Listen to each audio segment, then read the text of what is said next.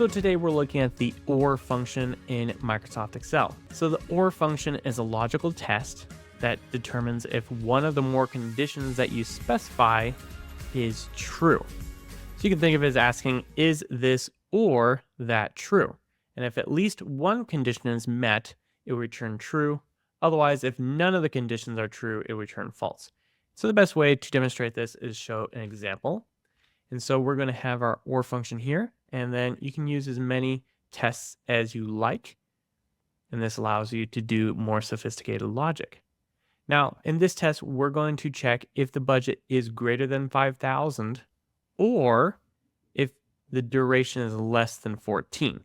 And so if either one is true, it's going to return true. So let's do E3 is greater than 5,000 or E3 is less than 14. And then we'll drag this down and we can look at how this works. And so for example, here we have a false because it's not greater than 5,000 and it's also not less than 14. On this row, the budget is greater than 5,000 even though duration is not less than 14. And then if we go down to this one, the duration is less than 14, but the budget is not greater than 5,000. And so because one of the conditions is true, this evaluates to true. And so this allows you to use sophisticated logic in your project to be able to determine if your criteria is being met. So thanks for watching. Make sure to check out Coefficient so that way you can automate your data in and out of Microsoft Excel.